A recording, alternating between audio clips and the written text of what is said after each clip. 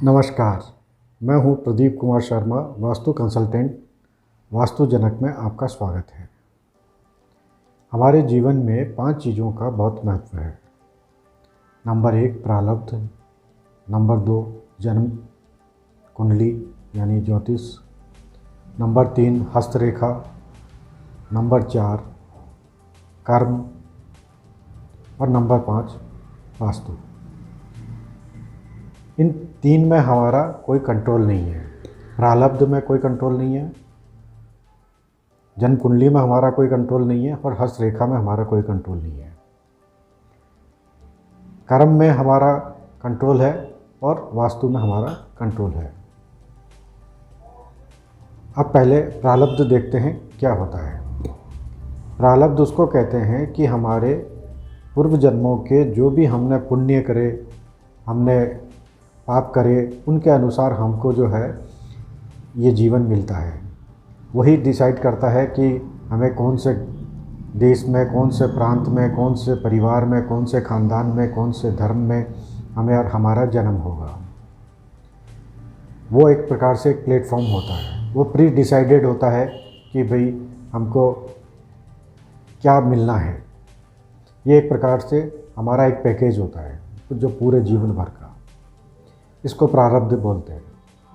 प्रारब्ध को कोई नहीं टाल सकता, कोई भी काट नहीं सकता।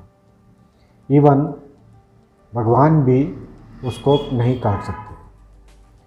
उसका एक उदाहरण है कि महाभारत में भीष्म पिता में अर्जुन के हजारों बाण लगे हुए सैया पे लेटे हुए थे। सामने कृष्ण भगवान थे, लेकिन उन्होंने जो है इसको ऐसा नहीं करा कि भाई मैं भगवान हूँ, चलो तुम्हारे ये बाणों की सैया हटा देता हूँ। उनको ये वो भोगने पड़े। यही बात उन्होंने जब कही थी, भीष्म पितामह ने कहा था कि मेरे को 100 अपने पूर्व जन्म याद हैं, लेकिन मैंने ऐसा कोई पाप नहीं किया जो मेरे को ये भोगने हैं। तो कृष्ण भगवान ने कहा कि आपको केवल 100 ही याद हैं, मेरे को आपका 101वां भी याद है। उसमें आपने एक सद्भावना से ही एक सांप को अपने भाले से उठा के रास्ते में से साइड में फेंका था, ये सोच के कि पीछे जो घुड़सवार आ रहे हैं उनके पैरों से ये नहीं दब जाए। लेकिन वो आपने जो सांप को भाले से उठा के साइड में फेंका था, वो जाके जो सांप जो है वो कांटेदार झाड़ियों में गिरा और उसके जो कांटे हैं वो आरम पार उसके हो गए थे। कई दिनों तक वो उसमें पड़ा रहा। वो वाला जो आपसे जो अनजाने में भी जो आपसे पाप हुआ, वो आपको ये कष्ट भोगने पड़ रहे हैं। तो अब सवाल ये उठता है कि क्या प्रारब्ध में जो है वो भगवान भी नहीं टाल सकते? हाँ, नहीं टाल सकते।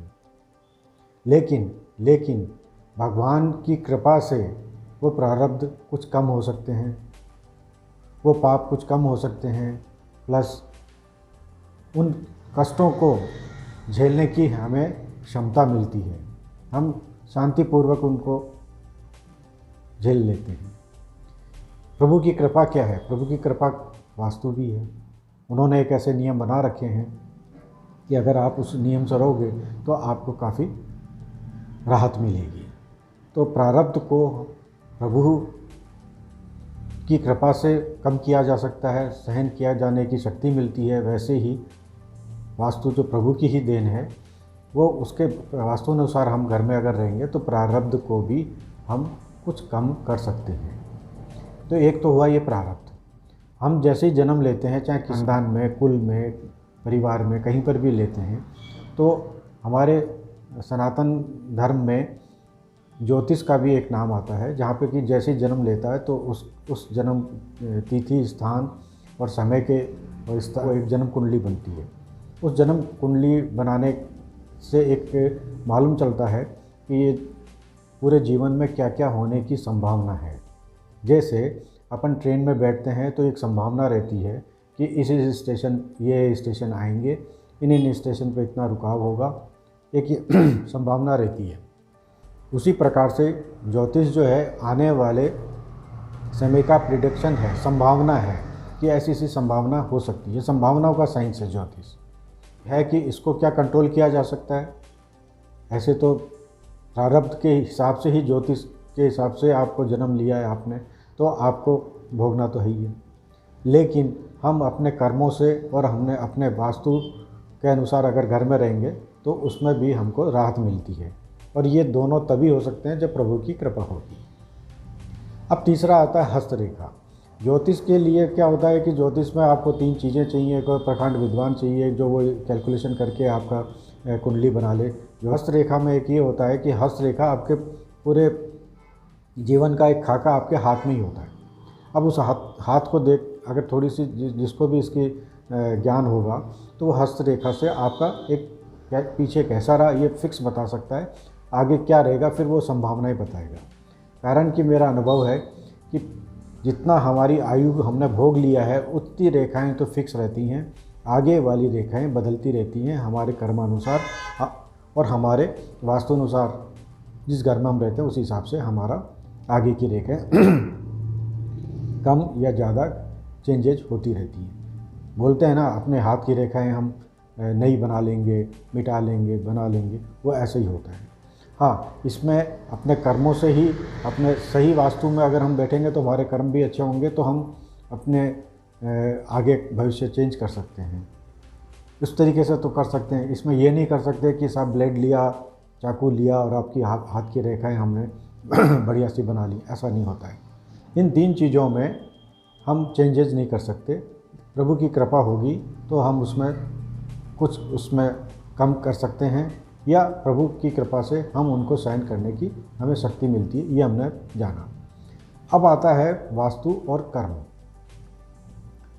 कर्म तो अगर हमारा वास्तु हमने ठीक नहीं कराया तो कर्म हमारे वैसे ही होंगे जैसा कि हमारा वास्तु है, जैसा कि हमारा प्रारब्ध है, जैसा उस हिसाब से हम चलते रहेंगे।